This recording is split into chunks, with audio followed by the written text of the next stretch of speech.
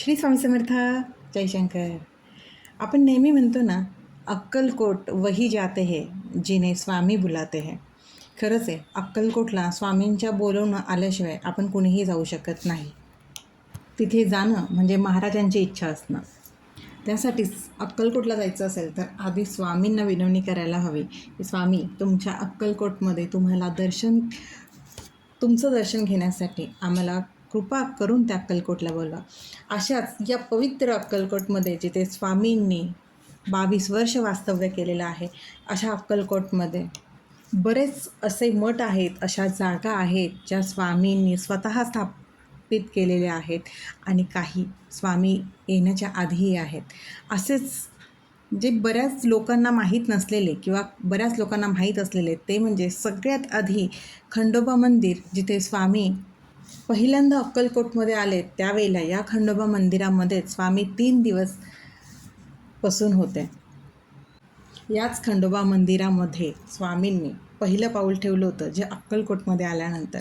अशा या खंडोबा मंदिराला आवर्जून भेट द्यावी. हे खंडोबा मंदिर अगदी समाधी मठाच्या जवळ आहे आणि याच खंडोबा मंदिरातनंच स्वामी त्यांच्या प्रिय भक्त असलेले, परमभक्त असलेले चोळप्पा महाराज यांच्या घरी महाराज वास्तव्यास गेले होते. असाच चोळप्पा महाराजांचा हा मठ, जिथे महाराज आजतागायत आहेत. याच चोळप्पा महाराजांच्या घरात महाराजांनी अनेक लीला केलेल्या आहेत. जिथे महाराज पहिल्यांदाच गेल्यानंतर महाराजांनी तिथे त्यांच्या कोरड्या विहिरीला पाणी आणलं होतं. आजही ती विहीर तिथे आहे आणि त्या विहिरीमधलं पाणी कधीही आटत नाही. साक्षात गंगा तिथे अवतरली असल्यामुळे त्या विहिरीतील पाण्याला, त्या जागेला कुशावर्त तीर्थ असं संबोधलं गेलं आहे. चोळप्पा महाराजांची इच्छा असल्यामुळेच स्वामींना तिथे समाधी घ्यायला लागलेली आहे आणि आजही स्वामी समाधीस्थ जरी असले तरी स्वामींचं अस्तित्व अजूनही त्या वाड्यातही आहे आणि मुळात स्वामींचं अस्तित्व संपूर्ण अक्कलकोटामध्ये आहे. त्यामुळेच अक्कलकोटला जाताना प्रत्येक ठिकाणं आवर्जून बघा.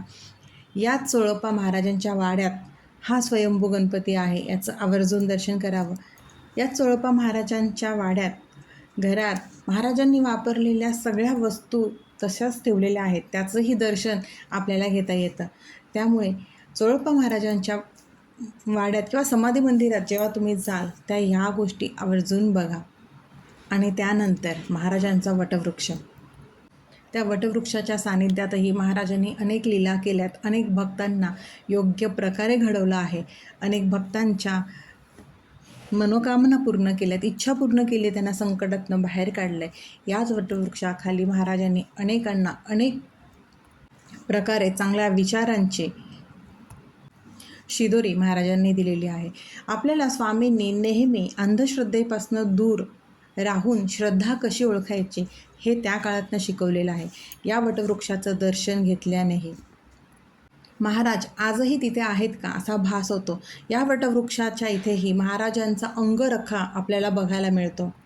त्या वटवृक्षाच्या खाली एक देऊळे आहे, जिथे महाराजांच्या पादुका आहेत आणि बऱ्याच जणांचा अनुभव आहे की तिथून आजही हम गया नहीं जिंदा है असा आवाज येत असतो. त्यामुळे बरेच भक्तांना वटवृक्ष हे तर माहीत आहे, पण तिथे जो महाराजांचा अंगरखा आहे त्या अंगरख्याचे दर्शन घेतल्याने आपल्याला कळतं महाराजांची उंची किती होती. आणि त्यानंतर आहे ते म्हणजे गुरुमंदिर, बाळप्पा महाराजांनी स्थापन केलेला हा मठ. या गुरुमंदिरामध्ये अक्षरशः महाराजांच्या पावलांचे ठसे आहेत, जे आजही आपल्याला त्या मठात गेल्यानंतर दिसतात. असं तिथे आखून ठेवलेलं आहे. जिथे जिथे महाराजांचे पावलांचे ठसे आहेत ना, तिथे अशा पांढऱ्या पट्ट्यांनी आखून ठेवलेलं आहे. आणि खरंच महाराजांच्या पावलांचे ठसे इतके तंतोतंत दिसतात ना, म्हणजे त्या ठशावरूनच कळू शकतो की महाराजांचा, स्वामींचा पाय केवढा असू शकतो. अशा पद्धतींचा हा बाळप्पांचा मठ, याला गुरुमंदिर म्हणतात. आणि याच गुरुमंदिरात महाराजांची महालक्ष्मी स्वरूपातील मूर्ती आहे आणि ती मूर्ती इतकी सुंदर आहे ना, नक्की की अक्षरशः साक्षात आपण अंबाबाई महालक्ष्मीचं दर्शन घेतो आहे की काय असं वाटते. की प्रसन्न अशी मूर्ती या गुरुमंदिरात महाराजांची नक्कीच दिसून येते.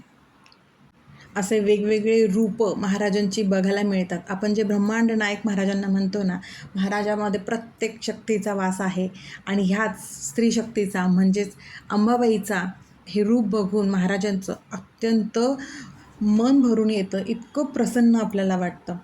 या गुरुमंदिरानंतर महाराजांनी स्थापन केलेला तो म्हणजे राजेराय मठ.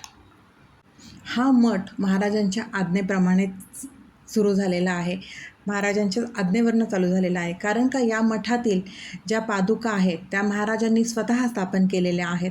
आणि या मठाची एक खासियत अशी आहे की इथे या मूर्तीला प्रत्येकजण अभिषेक करू शकतो आणि अभिषेकाचं जे काही तीर्थ असतं ना, त्या तीर्थाने आपल्या व्याधी दूर होत असतात.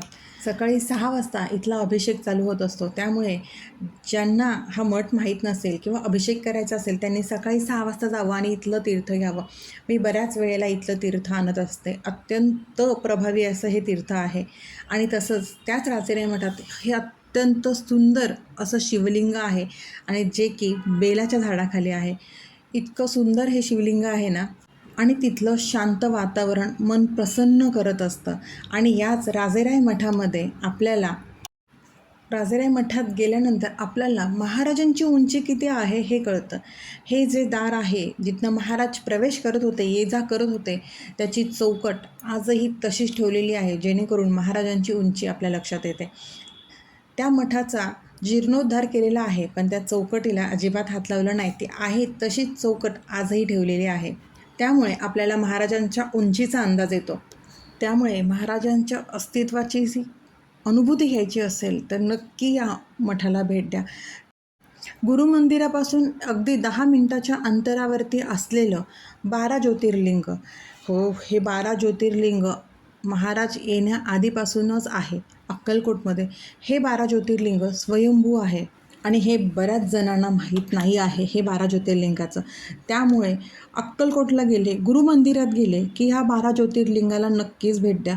इतकी नीरव शांतता आणि इतकं प्रसन्न वातावरण आहे ना तिथलं, खूप सुंदर वाटतं. आणि ह्या पूर्ण ज्योतिर्लिंगाला बघितल्यानंतर ना एक वेगळीच ऊर्जा जाणवते, एक सकारात्मक ऊर्जा जाणवते. असेच अक्कलकोटमध्ये असे बरेचसे मठ आहेत जे स्वतः स्वामींनी केलेले आहेत, स्वामींच्या नंतर आहे, स्वामींच्या हयातीत असताना आहेत. असाच एक जोशी मठही आहे जिथे महाराजांच्या पावलांचे ठसे एका पाटावरती आहेत. त्याची ही एक कथा आहे. मुळातच असे आहेत ज्यामुळे आपल्या स्वामींचं अस्तित्व आपल्याला आजही अनुभवायला मिळतं. त्यामुळे अक्कलकोटला गेल्यानंतर फक्त वटवृक्ष, समाधी मठ हे न करता हे जे इतर मठ आहेत ते करावेत. मस्जिद आहे जिथे स्वामी असायचे, तिथला नगारा आहे, भरपूर आहे अक्कलकोटमध्ये जे स्वामींनी हयातीत हे केलेलं होतं. ह्या सगळ्या गोष्टी आहे ना बऱ्याच जणांना माहीत नाही आहे. त्यामुळे अक्कलकोटमध्ये गेल्यानंतर एखादी रिक्षा करून त्यांना जर आपण सांगितलं ना की आम्हाला स्वामींचे जे काही मठ आहेत ते दाखवा, ते सगळं आपल्याला फिरवून आणतात आणि इतकं सुंदर आहे ना. खरंच अक्कलकोटला गेल्यानंतर हे सगळे मठ बघा, वेळ काढून जा आणि बघा. खूप म्हणजे खूप सुंदर वाटतं. त्या ऊर्जेला पर्याय नाही. आणि आपल्या स्वामींचं अस्तित्व आपण एवढं जवळून बघतो ना, त्यावेळेला नकळत आपल्या डोळ्यातनं पाणी येत असतं आणि खरंच आपल्या स्वामींनी आपल्यासाठी काय ठेवलं आहे हे जाणवतं. यापुढे जेव्हा अक्कलकोटला जाल तेव्हा नक्कीच हे बाकीचे मठही बघा.